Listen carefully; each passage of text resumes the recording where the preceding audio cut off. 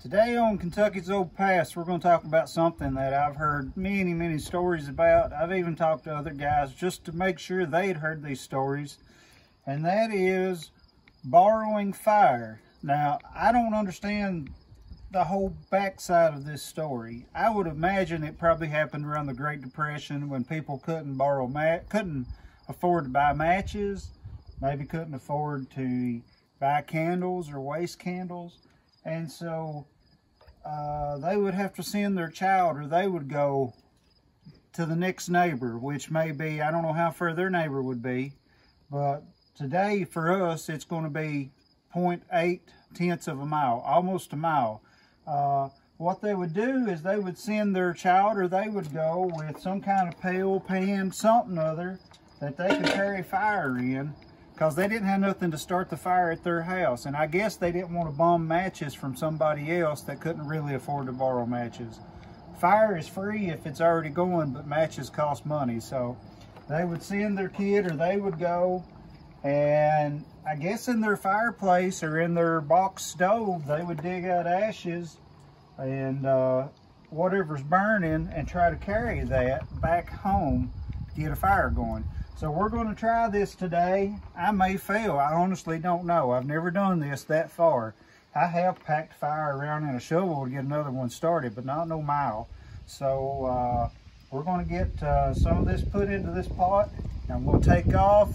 And so we'll see how we do with this today, okay? So let's get this fire in our pot. And I think what I'm going to do is dig back the big chunks, get these red hot ones, and put them in there. And that is hot, I'm telling you.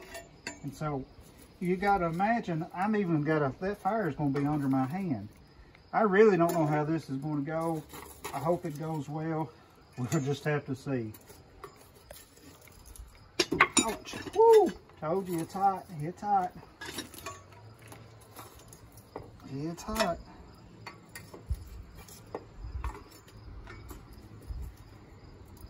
Okay, guys. So what I have down in there is red hot ashes. And so let's hit the trail and see if we can get a fire going a mile on up the road.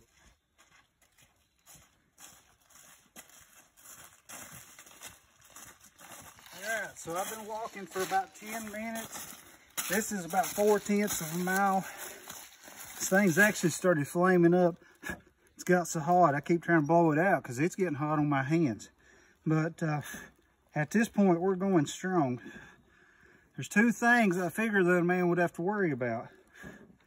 Too much oxygen, and this thing's going to burn out really quick.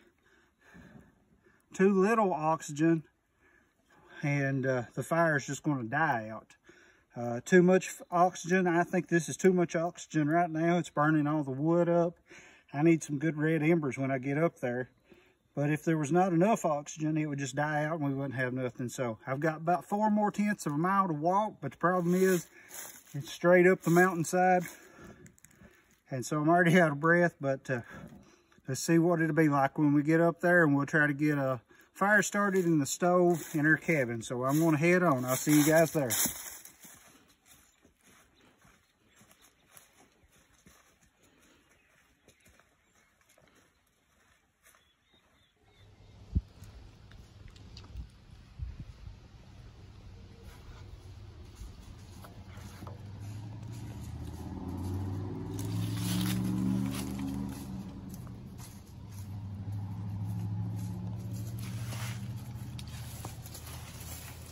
Alright, so I made it to my cabin on top of the mountain, which was 0.8 of a mile.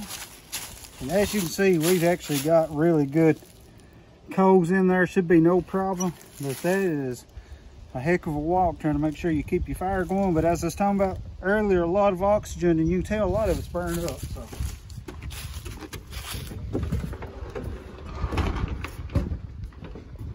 come on in here to the stove. I've already got some, looks like I've got some wood laying in here from before. You can see that's glowing good and red. That should be no problem to get a fire started. So, I don't know, looks like there's some junk in there. Scoot that back. I'm gonna take a little shovel. Get me some of these ashes right there. Can you see in there? Can you see the fire going in there? You want to scoot around with the camera so you can see what's going on? I got you. And so, hay grass rope, something pretty common. That's a good fire starter. Just gonna lay that on top of there. Now some people would have had a blow tube they kept by their stove, a metal pipe with a hole through it, and they would blow, keep their fire going. I'm gonna put a little bit of this kindling in there.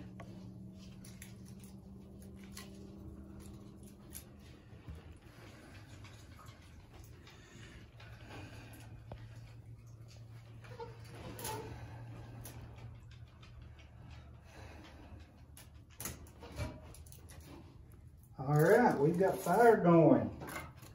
Now we'll just build it up and make it a sustainable fire. And we've been living during the Depression. We've been warm tonight, and we've got to eat soup, bean, and cornbread for supper. So we've got a fire started. You can see that going. So that can be accomplished pretty easy. Actually, it was easier than I thought it would be. But I would imagine if it was raining or snowing, it'd be very difficult. But we have achieved packing fire almost a mile to get another fire started. And so I've heard a lot of other old people talk about this. Must have been pretty common during the Depression and maybe even before then. Makes you wonder though why they quit packing flint and steel and char cloth because that's pretty much going to get you a fire started about every time. I guess though, like usual, when things get easier in life, we throw away the thing that was difficult to work with. And then when we run out of the thing that was easy, then we have nothing to work with. So I like things that work and are always going to work. So anything you know is going to work in your life, hold on to it and continue to use it. And so I'm going to continue to blow. As soon as I close this, the draft's going to pull this and it's going to get it going good. But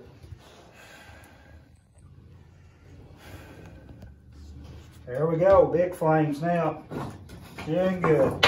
So put a little more wood on it, close the door, and we've got a fire. So there you go, we accomplished it.